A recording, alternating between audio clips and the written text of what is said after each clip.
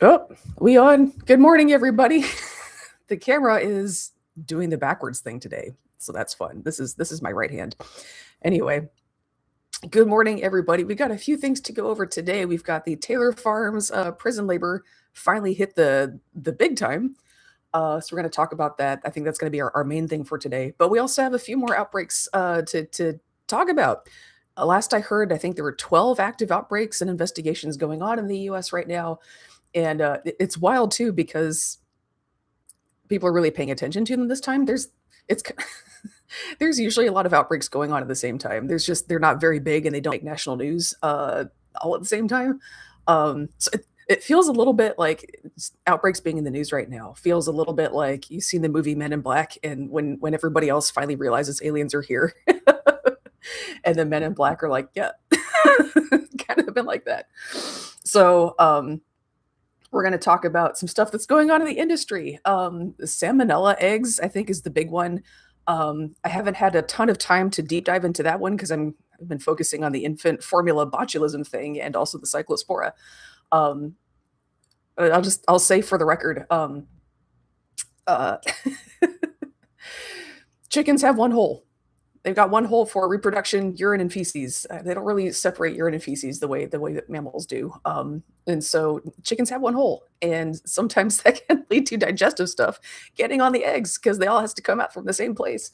Um, and so in the U.S., they generally assume that people cook eggs when you eat them, and so there's not.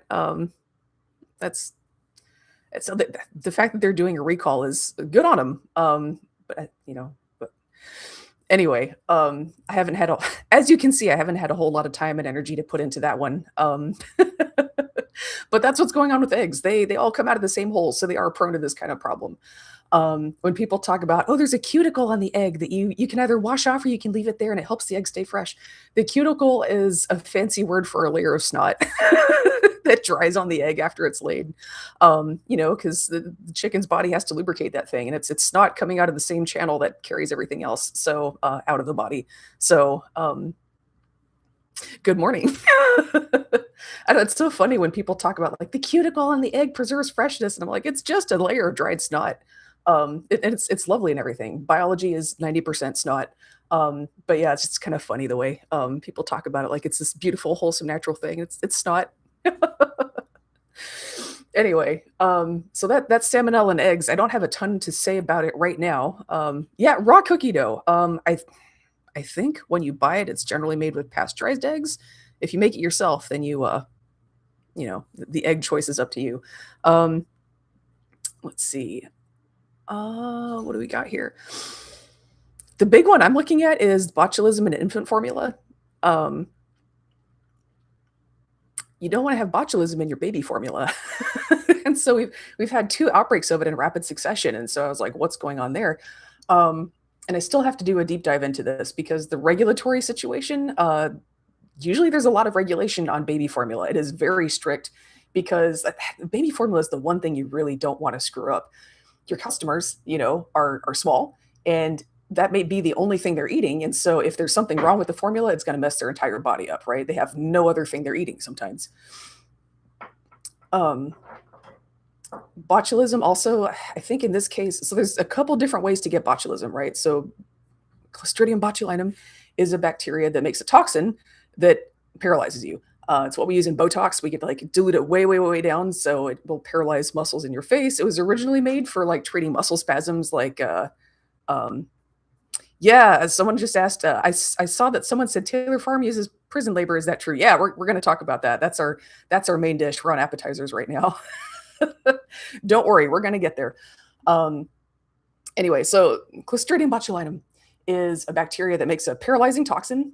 So we water it way, way, way down, and we use it to treat muscle spasms and also having wrinkles in your forehead because it paralyzes muscles. So you can either eat something that botulism bacteria have been living in, and they put that toxin in there, and you eat it, and you get a paralytic situation.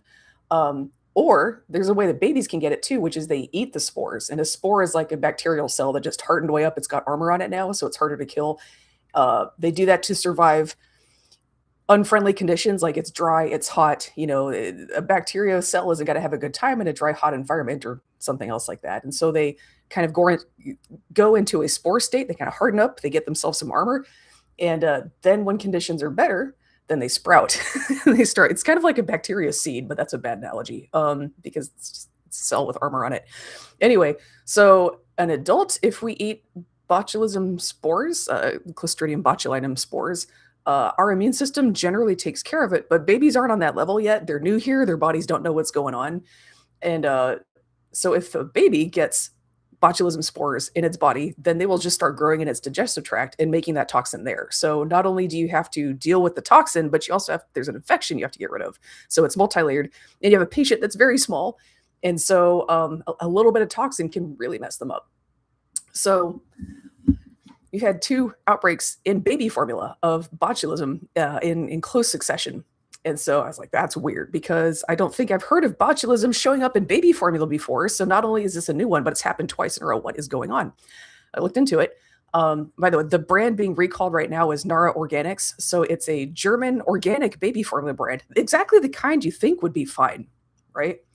Um, so it turns out Nara Organics just got their powdered whole milk from the same supplier that supplied the last outbreak. So I need to find the link to the article and stick it in the description when this whole thing is done. But hang on, I need to wait. I've got it on my phone. Hang on, we're gonna have to pull this thing up. So what happened was the original outbreak in 2025 of botulism in baby formula. They traced it back to the dairy processor. I think it was a dairy co-op. I think it's. I need to double check because I don't want to say the wrong name and like make a problem for myself and others.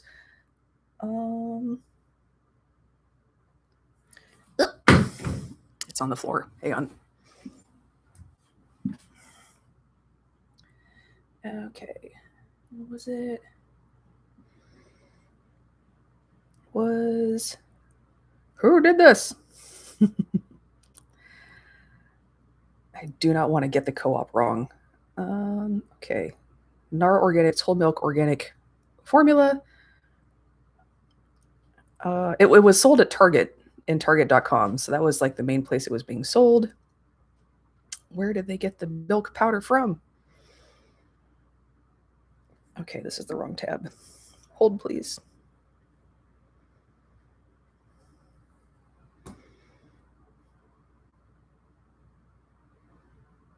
Okay. Dairy Farmers of America. Sounds like a dairy co-op. I haven't had a chance to get too far into who are these people and what do they do, but Dairy Farmers of America sounds like a dairy co-op. They're the processor for organic West milk, which is where these baby formula companies got it from. So you have a chain of suppliers, which is pretty standard. So it looks like this came down to the dairy. They always call dairy companies co-ops. I think in a lot of cases it's not a co-op, it's just a company, and people are used to calling the place where they sell their milk a co-op. Anyway, yeah, it was. I think the folks who buy milk from farmers and then process it down into powdered milk, something just went off in that process. Botulism, Clostridium botulinum, it lives in soil. Like it's just kind of a natural environmental microbe. It's just out there, and so you can just get if you get dirt in the powdered milk. It kind of sounds like that is kind of the most likely scenario here. They just had a little bit of a hygiene slip up and maybe got a little bit of dirt or some other kind of just like junk and the powdered whole milk. So that's what caused the first outbreak. And the reason they have a second outbreak from the same exact supplier is when FDA was investigating the first outbreak, they said, "Hey, Dairy Farmers of America and Organic West Milk, you guys who are making this powdered milk that's tainted and selling to baby formula companies, you need to give us a list of all your customers so we can go contact them and say, hey, you've got some bad powdered milk and we're going to have to throw it out. We need your list of customers." And the dairy processor, either Dairy Farmers of America or Organic West Milk gave them a list of customers that didn't have all their customers on it. Nara Organics was another one. So this company kind of didn't tell the cops everything. Like there's really no other way to kind of put it. It looks like there's two outbreaks of botulism, but it's probably just actually one. And the company, I don't want to say they lied. Maybe they just missed it. Maybe they just forgot and messed up. But this is the same outbreak as last time. And someone didn't fully cooperate with the FDA, and that's why it's still going on. So while we're talking about corporate malfeasance, this baby formula thing is awful. Like, um, yeah, not meeting the Taco Bell standard, right? Taco Bell can do this, but a dairy processor that's selling to infant formula companies was like, "Oops, I forgot to tell you." That is wild. That should be getting at least as much scandal attention as the cyclospora thing because that is corporate malfeasance on a huge scale with an enormous amount of danger. Cyclospora, as far as I know, has not killed anybody yet. It gives you long lasting explosive diarrhea, but I don't think it's killed anybody, which is interesting. Whereas babies getting botulism very easily can kill them, right? Um, why wouldn't they give the full list? That's what I'm saying. Why wouldn't they give the full list? Either they're just really sloppy and honestly did not have everybody listed up and we're not keeping records that well, or they lied. There's no way to know right now. Um, Definitely messed up. Yeah, somebody had a question about botulism. Is it dented cans? Dented cans is just something hit it. It's when the can is dented in, that's just usually because something hit it. Although that can like disrupt the seal and let stuff in and it can go spoiled for other reasons. But the can just got hit.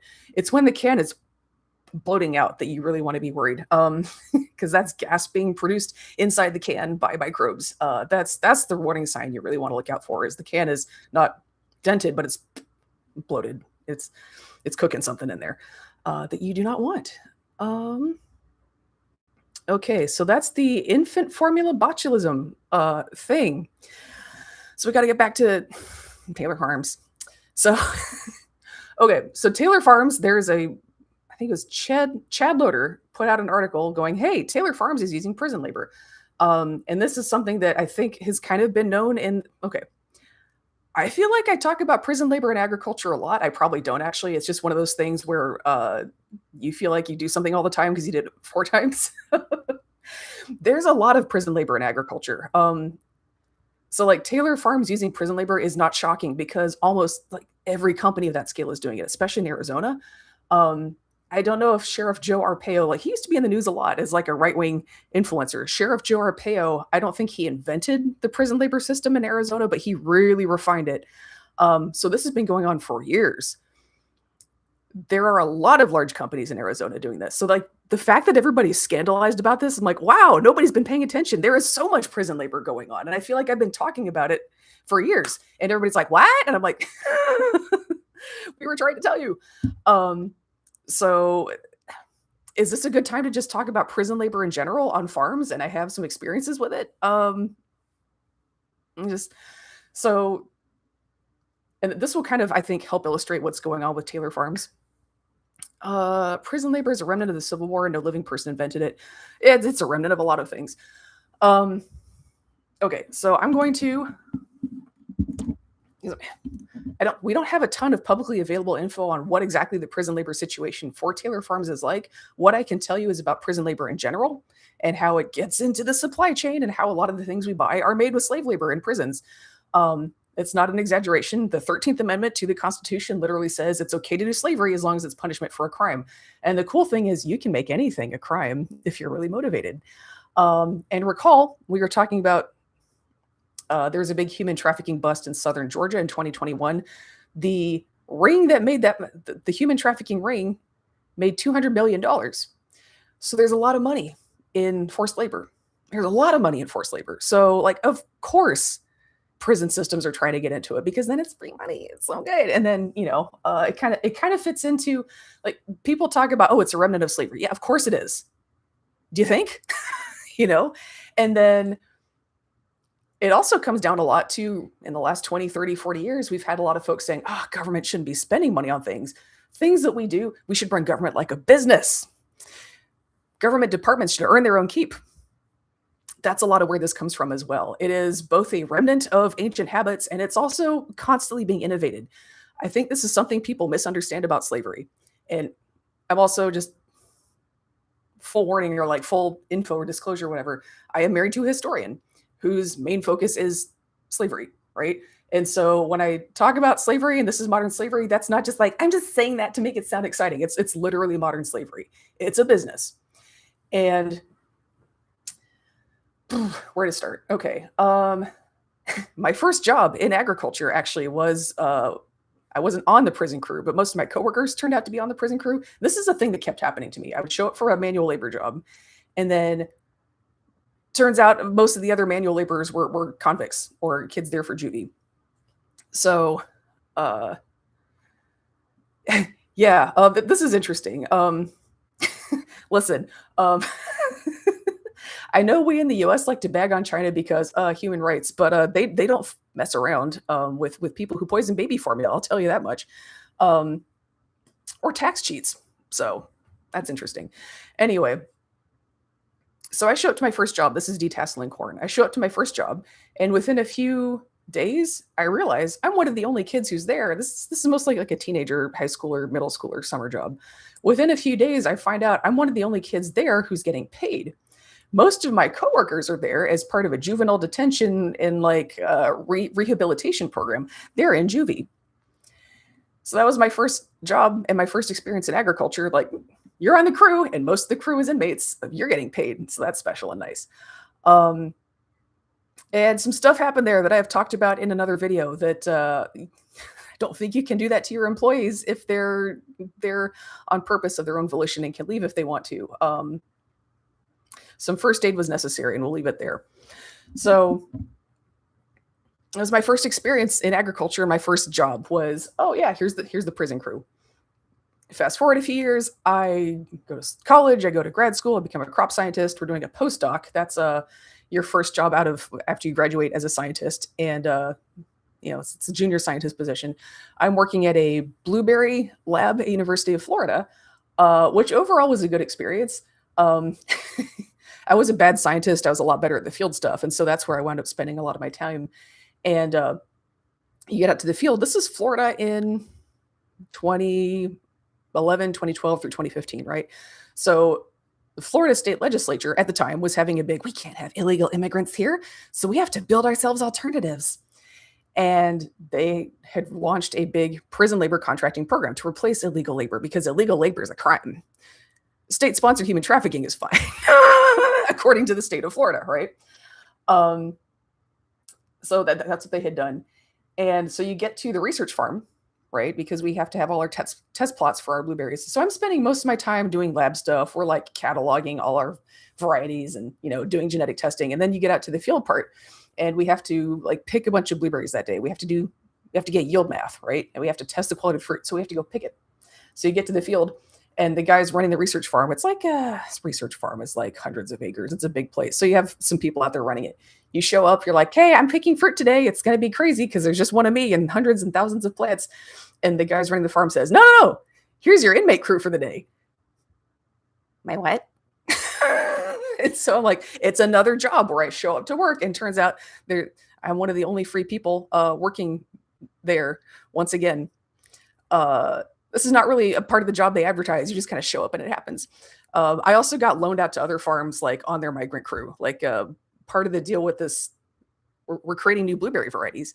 And so part of the deal is once we have one that we think is good and we want to start selling it to people, but also we need to make sure, like, we need to field test it first, because you don't want to sell something. You don't want to sell a disappointing blueberry variety to farmers, right? So you got to field test it. So we had some partner farmers that we worked with. And every once in a while, they'd just be like, hey, this farmer needs an extra hand. Go work. So I got loaned out, to farms as well. So it's just, this is happening to everybody. But I was getting paid, and I got to go home to my family every night, and I had health insurance. So I was feeling like it was a pretty good job compared to everybody else I was working with. So anyway, back to the research farm, which was like staffed by an inmate crew. I think when people hear convict labor and they hear prison crews, you hear chain gangs, and you hear like, oh, that's for hardened criminals. Yeah, we need to punish them and make them work it off. That is not how prison labor actually works. Because, like, think about it. You're trying to make money by getting people to work. You don't want hardened criminals and experienced murderers out there because they're better at bashing heads than you are.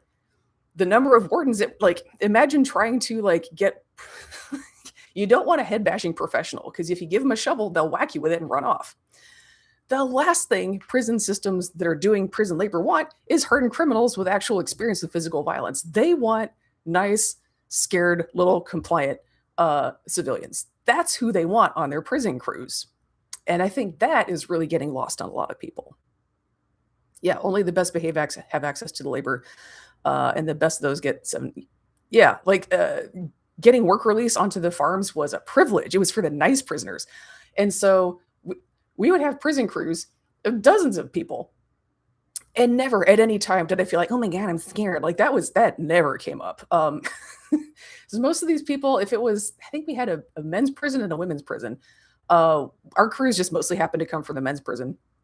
Most of them were just like 19-year-old stoners with an Xbox at home that they really missed. These were not badass people, you know. And you look at that and you're like, if you can get dozens of people together in a group and make them work with minimal supervision, if anybody belongs in a prison, it's not them, is it? They're not a problem. They're not. I'm not reading danger to society out of these people. And yet that's who the prison system wanted in jail so they could go rent them out. And when I tell this story, people will always tell me, why aren't you talking about the racism? Why aren't you talking about how that crew was mostly black and exploited? Because they weren't. It was mostly white kids. And I appreciate that everybody's looking out for the racism. That is an important part of our criminal justice system that needs some fixing. However, there comes a point when you are so far in on bad things only happen to black people that you're kind of agreeing with the racists. You're like, yeah, white supremacy protects us. No, you put together prison labor programs, white kids will get sucked into this too. If that's what you're worried about, like, I don't think that's the number one crime in the criminal justice system. I think the fact that it pulls black people and Latino people into jail at crazy rates is that's a number one problem, right? But there's a lot of people who don't care about that. That's why it keeps happening. So if you really want to change this, you need to talk about how everybody's getting sucked into it.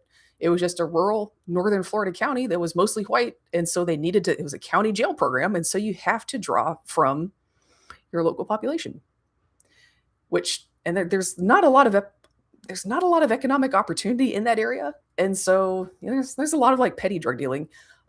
Most of the people there were there on minor drug charges.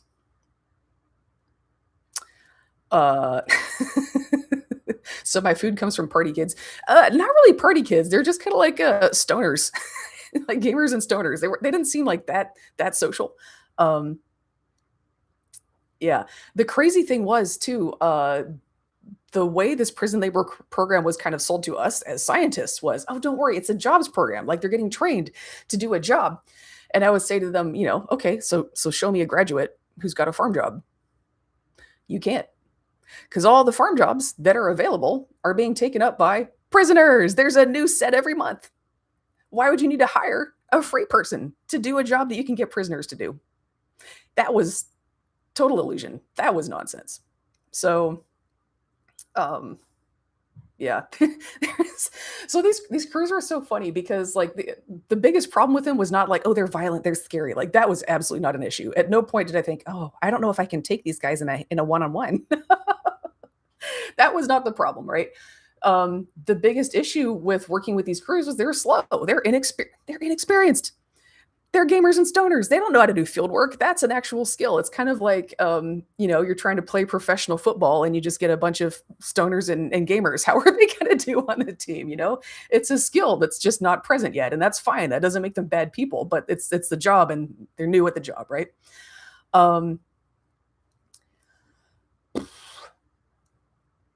So yeah, like they were just slow, a little clumsy. And they would like, after we had like 1 or 2 days a year, we'd have a big work day where we have to plant like tens of thousands of seedlings of the new blueberry crosses that we made. We have to plant them in the field, like 6 inches apart for an acre.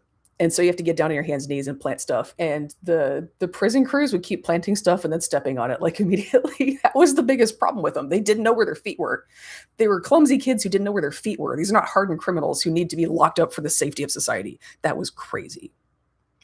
So, with all that going on, every once in a while, we get a Latino convict. We have these mostly white stoner gamer crews. Every once in a while, you get a Latino guy in there. And a large amount of the time, they had a background at some point in field work, right? And so, like, one time we got this guy, we called him, he was like a human zipper, right? Because he would just like drop the plants in the road, just boom, boom, boom, boom, boom, and fill them back up. This guy was so fast. Because experience really does make a difference in field work. I think people really underestimate what the human body is capable of in terms of work if you are practiced. Again, it's kind of like sports. I really want people to. We talk about farm labor like it's perdition. It's just hell. Like as soon as you pick up a shovel, a banjo starts playing, and we go to an alternate universe. No, it's not. It's an athletic activity. You can get good at it. You can get very, very good at sports with practice. Work is the same way, right? And so this guy was very experienced and he was so fast. It was like a human zipper, just popping plants into the field, zipping them up next row. It was just so fast. And some of the other junior scientists on this crew that I'm working with say to the warden, "Oh, this guy's great. We love him. Can we have him back next time?" It was what they got out of it. And so I saw this going on. And again, like my husband is working on his PhD in history with a focus on slavery. So you get to go home and say, "Babe, you will never guess what I saw today." And compare notes on how things worked in the 1700s. And it's not that different, right? Um, in the transatlantic slave trade, there came to be a certain amount of branding, like, oh, people captured from this area are really good at this job. People captured from this tribe are really good at this job. And so there was branding, like it's literal branding when you're putting marks on people's skin to show who they belong to. But there's also like marketing branding, when they're doing an auction, they're like, oh, we've got, 20 Fulani from this area. We've got this many people from the rice coast. If you're trying to grow rice, you'll want that. There came to be a reputation associated with specific ethnic groups and specific areas of West Africa. And so that was the marketing that was used to sell people on the auction block was this person's from this area, they're going to be good at this. And it's wild to see it happen right in front of your eyes. Well, this guy's good at this. We want him back. And to bring it back to what's going on with prison labor in Arizona and Taylor Farms. I want to be clear, the prison labor, as far as we know, has nothing to do with the outbreak because the outbreak came from farms in Mexico. And Mexico has no reason to be locking up, illegal immigrants from Mexico in Mexico? So that has nothing to do with this. This is about Taylor Farms' domestic operations in the United States, where they're using prison labor in Arizona. I don't know what they're putting prisoners to work on in this specific case. Sometimes it can be farms, sometimes it can be handling facilities. Let's see. So yeah, again, I don't think Sheriff Joe Arpaio created the system, but he definitely did some innovations. He really did a lot to strengthen and just solidify prison labor in Arizona. And I saw in real time people go, wow, Latino immigrants who have experience in fieldwork are way more valuable as prison laborers than anybody else. So of course you're going to see a light bulb come on and go, wow, we need to get more of them in jail.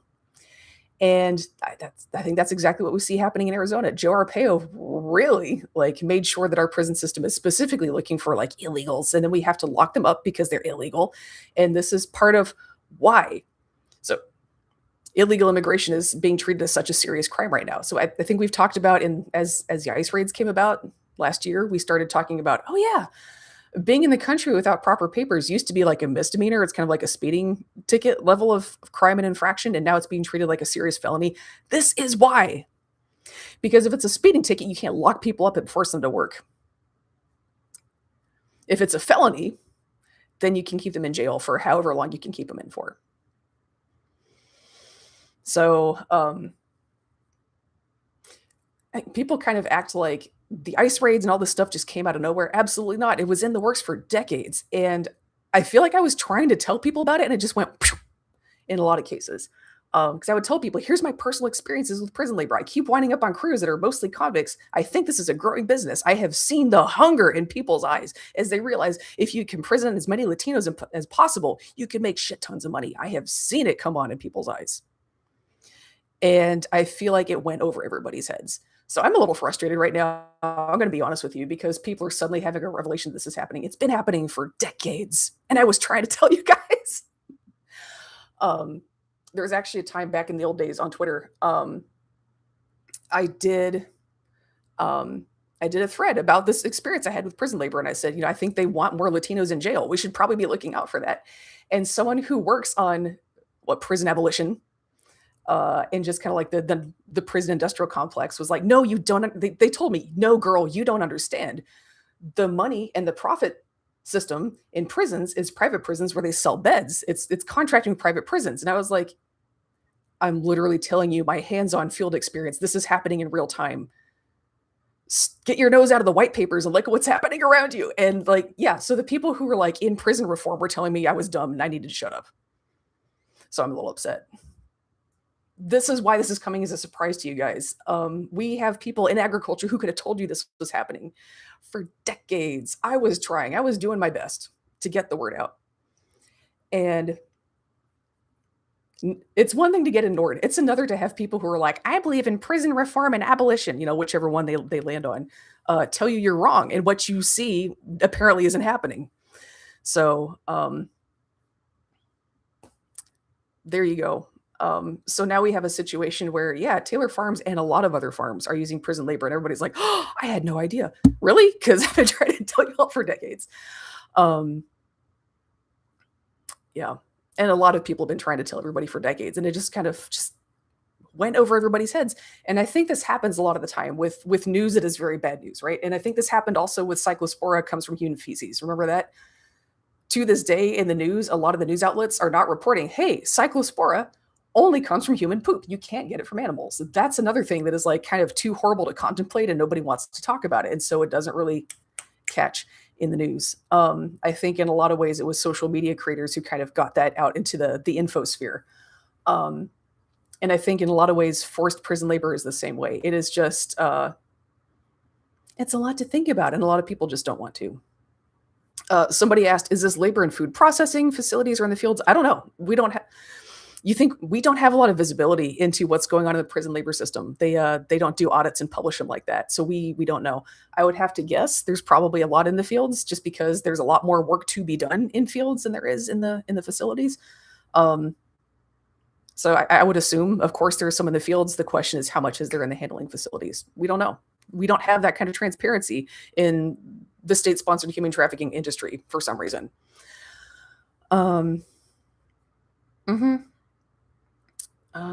Did prison time in California, not even remotely surprised. Yeah.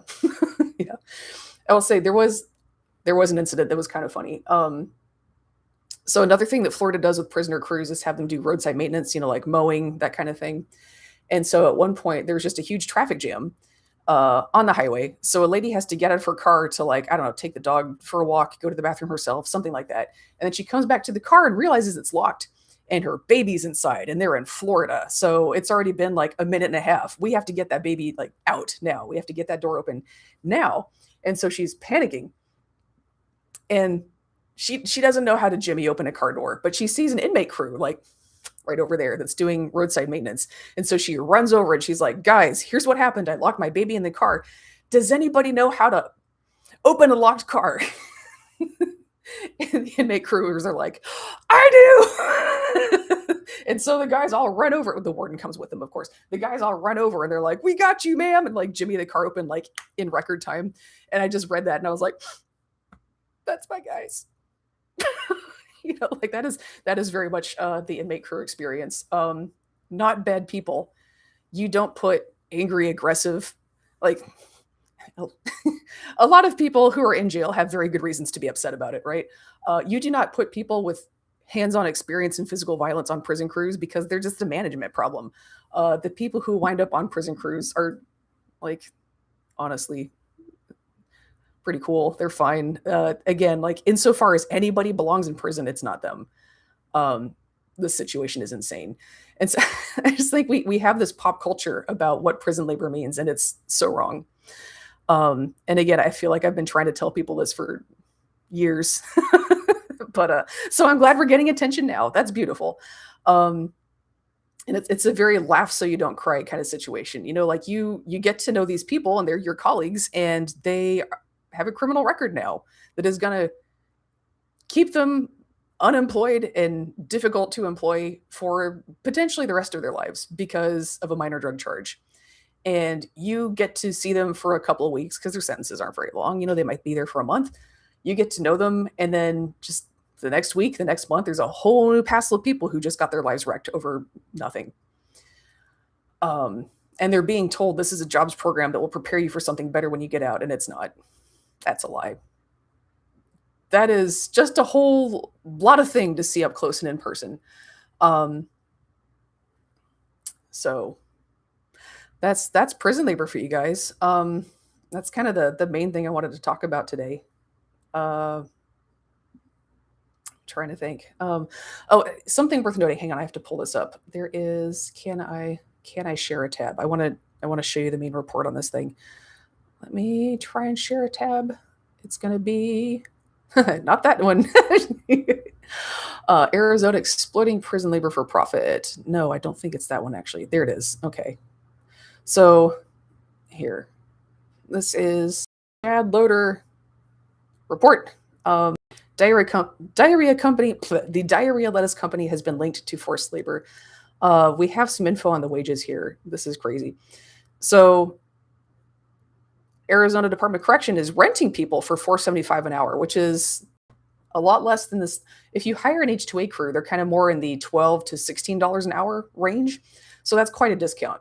So this is a huge benefit for big company owners. They get to hire people for $4.75 an hour, and they can hire them for cheap because they're convicts. And then like they don't even have to pay for room and board for these convicts because the taxpayers are doing that. So like, yes, we should look at this as a criminal justice problem. We should these people do not need to be locked up, but also the taxpayers are footing the bill for this. This is a huge giveaway to big companies, and the taxpayers are paying for it. These companies don't even have to cover room and board because we're doing that for them. So, for people who need to hear that, there's people who care about what's happening to prisoners and what's happening to undocumented workers. There's people who care about that. But the thing about politics is, it's not about having the best and most correct idea. It's about having the idea that the most people can get behind, right? So if enough people in this country cared about what was happening to undocumented workers, we wouldn't be having this problem. So to bring the point home to a lot of people, we're going to have to focus on how you, the taxpayer, are getting screwed by prison labor. That's why I talk about this. So depending on who you're talking to, this might be the point you want to drive home to people. We, the taxpayer, are getting screwed by prison labor because we're being forced to pay most of the cost for labor for these big corporations. And that doesn't really get a lot of play, and I think it should. Anyway, so this is what the companies are paying is $4.75 an hour, which is a huge discount because it's a taxpayer subsidy. State-sponsored human trafficking.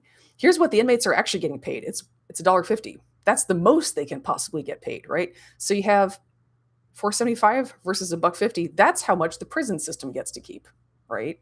So the people running the prison system and also the state legislature have a huge financial incentive to go lock up as many people as possible for minor crimes, misdemeanors, people who are absolutely no danger to society whatsoever. We talk about like, oh, the private prisons are the bad actor here. The people running the jails, but also the state legislators are the ones behind this. And we have a lot of, thanks to 40 years of Reaganomics, government should be run like a business. This is the business. It's human trafficking. I don't know what you want me to tell you. So this is how much money the state is making off of renting people out. And they're having you make up the difference, right? So obviously we pay for some of the prisons out of taxes, right? And then this is a way to make the prisons pay for themselves. And it turns into this self-perpetuating machine where the more people we lock up, the more money we make. And then we might not even need potentially. You might not even need taxpayer money to keep these things going once they hit a certain point. So as the taxpayer, as the voters and taxpayers, we can't necessarily cut it off because they don't even need us anymore. I think at this point, there's definitely still taking a lot of taxpayer money because they can. Why would you pay your own way if you didn't have to? But yeah, this is the business model. This is state-sponsored human trafficking. Like there's just no nice way to put it, you guys. This is what's happening. The state legislature sees a huge pot of money in this. We can make money without having to tax I almost say customers, without having to tax our customers, without having to tax our voters. Because you have a lot of conservative voters who want government services, but they don't want to pay for them. And we have a whole ideology of government should be like a business and make its own money. This is the business. It's state-sponsored human trafficking. That's where Reaganomics gets you. So that's happening. And then 15 years, this is the people who hired out about 1,000 people a year, which seems low to me, actually. DCRR, there might be, I think that's the state prison system. You can also have county prison systems who are doing this. So this is just the people who are rented out by the state level prison system. You can also, every single county can have its own. I think that's what Joe Arpaio was doing. He was a county sheriff running a county level program that was quite large. So just because you see 15,000 here, that is not the limit. That is the baseline. That is the starting point of how many people this is happening to. Here are some other companies. Arizona Correctional Industries. That's dystopian. But yeah, here's some of the other companies that are doing this.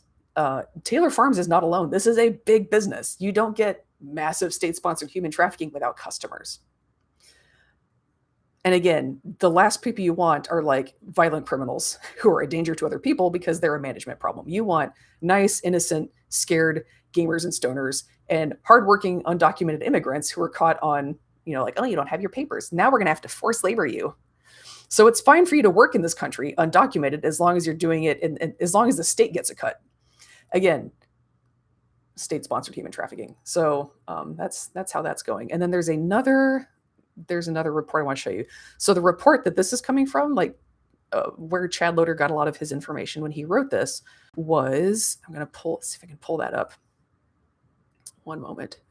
This is coming from, where is it? There it is. It's kind of the white paper report. This is from 2023. So again, this has been going on for years. This was before Trump 2 came in, right? Because the state of Arizona has been doing a lot to build up a prison labor system. Arizona has been working hard to build a state-sponsored human trafficking industry. So this is 2023. Again, this is state-level stuff. It's been going on for a long time.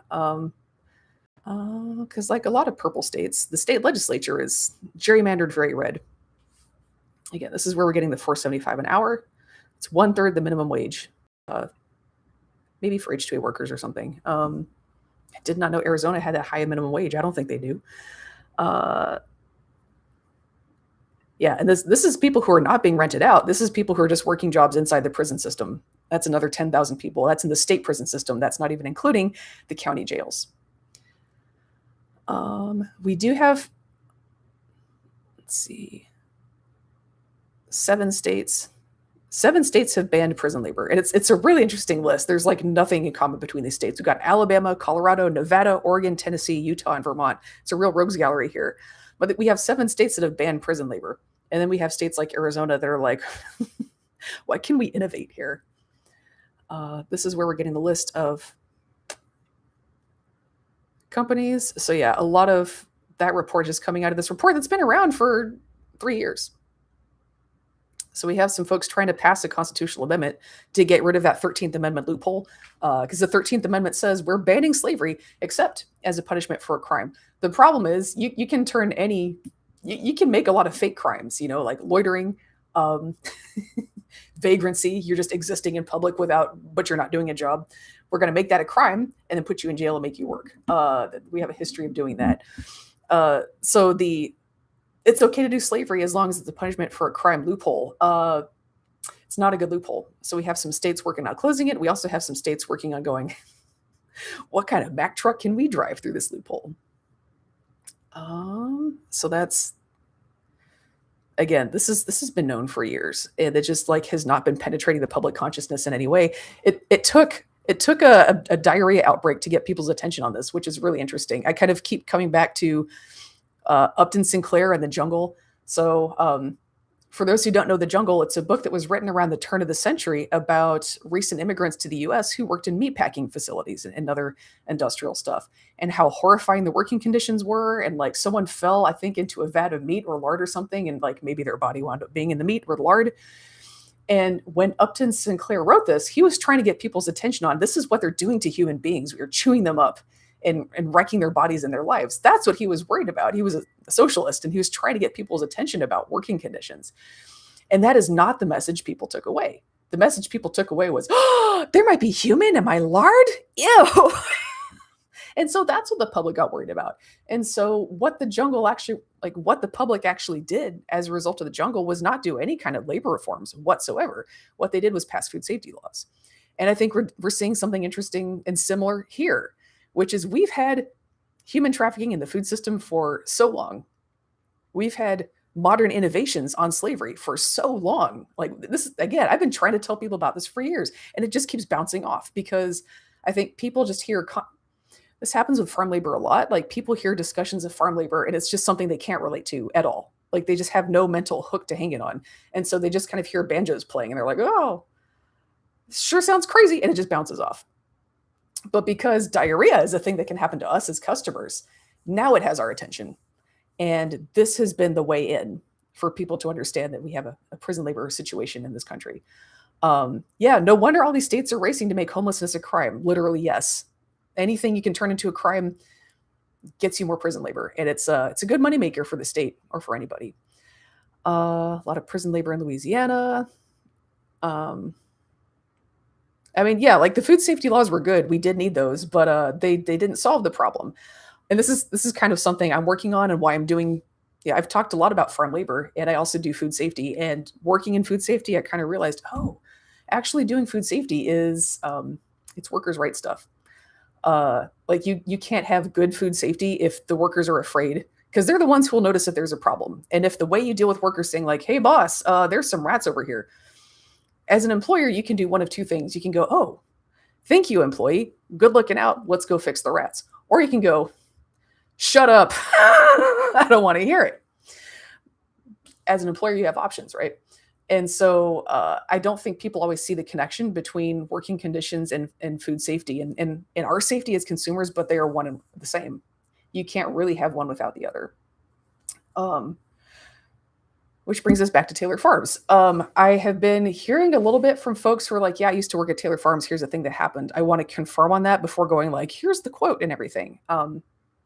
I was like, you need to talk to a lawyer before you talk to me because whistleblowing can complicate your life quite a bit. And I don't want to, just because you're in a place where you want to talk about it right now, I don't want to take advantage of that in a way that could lead to serious consequences for you later. Because I've worked in the ag sector, I know what happens when you speak out. I've kind of already put myself in a position where nobody in the food sector wants to hire me, and that's fine because I have my own farm and operation. I don't need that, but not everybody's in that position. So I don't want to. I want to make sure people are protected before I start going, so-and-so said this. But just really in general, what I'm hearing from people is who say they worked at Taylor Farms is, yeah, we have all these food safety checks. And I was being pressured to sign, like, yes, we did this test. Yes, we confirmed, this is clean and fine. But we were given so little time and so much product to move through that there's no way we could possibly actually do the tests, right? So we were being basically pressured and forced to sign things to keep our job that we could not possibly vouch for. And that's why I told him to talk to a lawyer, because if that is true, if that's what's going on, they're in big legal danger. The reason companies do that is because then you have your name on, yeah, this lot is clean when it's not. And so that means instead of Taylor Farms going to jail, you go to jail. You're in danger, right? So don't talk to me, talk to a lawyer.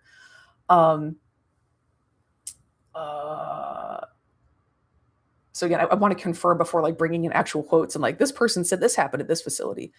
Let's see. We're talking about okay. Also I want to circle back to something. So I mentioned that Costco does good food safety checks, and so they excuse me.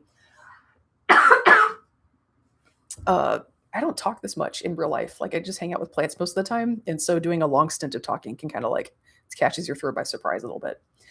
So yeah, Costco has been carrying a lot of Taylor Farms products. So this is a problem for them as well. So I kind of want to circle back to my food safety contacts at Costco. I'm like, once you guys have figured this out and cleaned this up, do you want to talk about what we've learned, maybe?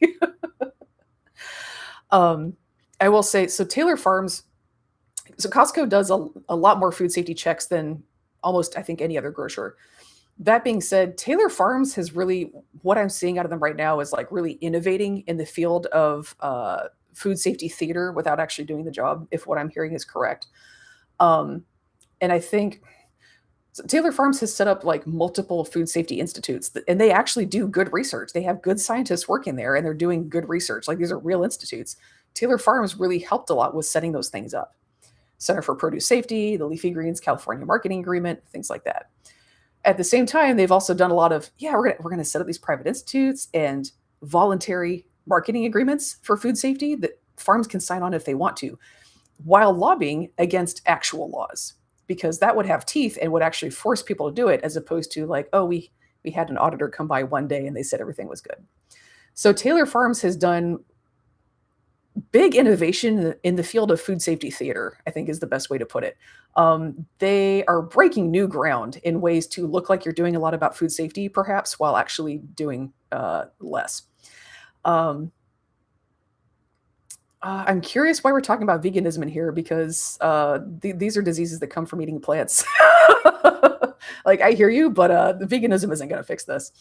And as someone who works in produce, people talk about like avoid animal products because they're cruel. Have you seen what happens in a produce field? Picking crops doesn't have to be torment, but the way a lot of farms do it, it is. And so just eat vegetables and plants is not the answer. You have to actually do the vegetables and plants right. Like, I hear you. That's nice. But there is staggering amounts of suffering in the plant food sector. So, you know, uh, let's see, moving along. So Taylor Farms is really innovating in the food safety theater space. Um, it's kind of like so Costco has a really good program for handling your typical food safety problems in agriculture because a lot of okay, thank you, Nelson Kelson. I would want to have documentation that that's fictive because a lot of people did get killed on the job in horrible working conditions around that time. So, citation needed. Appreciate it though. Thanks for that. Okay, guys, we're can we not? Um, Promoting veganism in a chat where we're talking about the horrors in vegetable agriculture is an interesting move. Read the room. um, let's see. Uh, all right. Yeah, you got 30 seconds, guys. Calm down. Um, let's see, move along. So Taylor Farms is really innovating in the food safety theater space. Usually when you have a farm that's trying to evade food safety protocols, the way they do it is they play dumb. They're like, you know, they'll just kind of go, well, that's really hard. And I don't want to do it because I'm a farm and that would like put me out of business. And everybody goes, oh my God, for real? I'm so sorry. And they stop asking them to do things. That is the usual approach, right? And so that's kind of what Costco and other food safety approaches are tailored around is, yeah, exactly. Aiming for the heart and hit the stomach. Um, yeah, Costco and Taylor. So Costco's food safety check program is really built around the standard maneuvers in food safety, uh, in food safety fraud. That's kind of what it's built for. And then every once in a while, you get an innovator like Taylor Farms. So it's kind of like trying to catch drug smugglers, like DEA and all these other folks have ways of monitoring border checkpoints and whatever they do. And then drug traffickers just start making narco submarines. Um, so that's if you haven't checked it out, check out narco submarines. Go to Wikipedia. There's an entry. There are drug cartel is such an interesting word. There are drug, companies and estates and cartels who are building their own submarines. They're doing it DIY style. They've got whole little manufacturing facilities out on like very isolated mangrove coasts, kind of thing. So it's very hard to find them. You can't spot them flying overhead. They've got secret submarine manufacturing facilities, and the subs seem to work quite well. My favorite part is you can make so much money running a few tons of cocaine in the submarine that they're disposable. They use them once and don't try to bring them back because the risk of getting caught is a lot higher than just the loss, the salvage value of bringing back your submarine. So there, if you know the right guys, apparently there's a very large used DIY submarine market out there. But that's the kind of thing that happens. As you do enforcement, you get people who figure out how to evade enforcement. That doesn't happen that often in agriculture. And I think we're kind of used to the level of fraud that finance guys get up to. They're very sophisticated with it because they have time and money to do that. And also, people don't really trust finance bros, and so there's political will to uh, enforce laws on them. So that's the level of sophistication we're used to, is white collar criminals kind of covering their tracks. In agriculture, it's so easy to get away with stuff because people tend to feel sympathetic towards farmers. Farmers have never had to, usually don't have to do that much to get away with things. They just kind of go like, that's hard and I don't want to. And everybody goes, I'm sorry. We won't ask you to do that anymore. So Taylor Farms is really kind of innovating. They are doing, they're kind of entering the white collar fraud level of sophistication in agriculture, which is an innovation. Credit where it's due. And if you have a fraud detection program that is set up for your standard type of farm fraud, yeah, white collar crime still isn't prosecuted because they have a lot of like plausible deniability. They're like, oh my God, that was a bookkeeping error. So you have, a lot of, you have a food safety checks industry that is kind of geared towards how farms usually try to evade food safety stuff, which is just kind of go like, I don't want to, that's hard and scary. When you have people who actually put their whole back into it, the way Taylor Farms has, you can evade a lot of those checks. And so I think that may be what's going on. Do we? Yeah, cyclospora comes from human sewage. Yeah. Hydroponic butterhead is the safest lettuce. I will say, as someone who worked with a lot of hydroponic farms, you will get hydroponic farms who get so high on their own supply of like, oh, we're safe and clean. We don't have to try that hard because we're just safe and clean by nature. And then they don't have people wash their hands, and you get circle of life. You wind up with problems anyway. I haven't seen it get all the way to diarrhea problems yet, but I've seen the attitude develop, and you're like, yeah, that's going to cause a problem somewhere someday. Thanks, Joe Hopfield. Here's the thing, like, people keep saying like, oh, you should run for office again. You should be in charge of blah, blah, blah. There would literally be riots. I just want you to know. We don't need to get into the public's, the public safety side of things. But people who actually expect businesses to do their job tend to not get into those positions because there would actually be riots. That's something that we as the public are going to have to deal with. I kind of keep going back to this. Getting people who actually want to do the job in positions of when you're in charge of public safety really pisses off business, because fraud is always going to be more profitable for them than actually doing the job, which means that people who are actually trying to enforce laws, very, very unpopular business. And that's something the public can overcome by insisting on it, but it's just not something we have done to the level that it needs to happen. I think in the 70s and 80s in the US, we used to have a lot of, they really got into cleaning up the mafia in the 70s and 80s. It's going to take that level of, and that was because the public just got so pissed off. It's going to take that level of public determination. And I know we're all pissed off about a lot of things right now. It's going to take the public being very united behind that. And we just have not been there to date. I'm seeing a lot of people get more engaged, and so I do have hope that could change, but that is what it is going to take. It is going to take the public being enraged and really holding lawmakers' feet to the fire to get things enforced. I was like, oh, Dragon Dad back there. Welcome back, Dragon Dad. Appreciate it. Yeah, having integrity it's a terrible idea.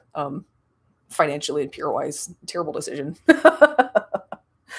All right, we are coming up on the hour. Let's see. Dennis is starting to complain about the price of candy. He's going to drive him out of business. That's funny. Let's see.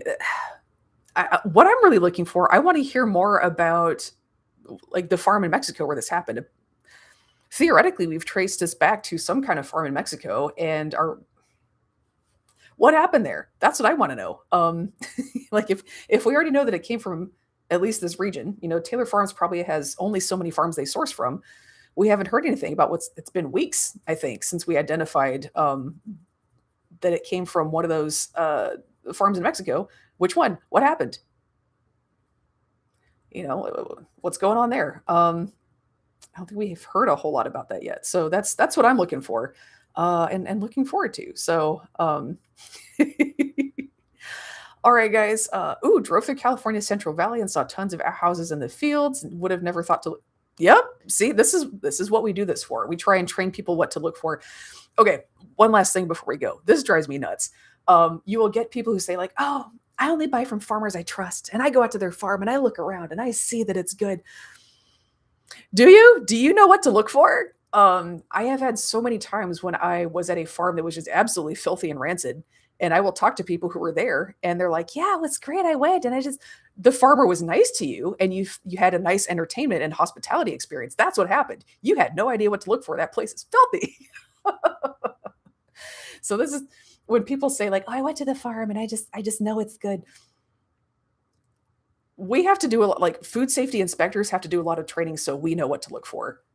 It's actually difficult. Did you have a flashlight? Did you look in the corners? Did you look in the places where rat poop shows up? Do you know what those are? Do you know where to look for that stuff? Um, the average civilian just doesn't, and that's okay. Yeah, and you can't see microbes. And I did a video on this about the big raw milk farmer guy out in California.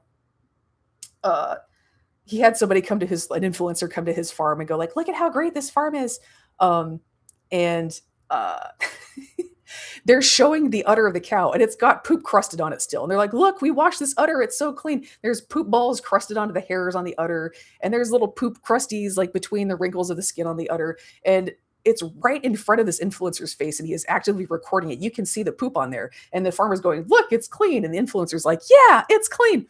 It's the shit is right in front of your face, son." So people don't necessarily know what to look for. And that lead food safety theater, right?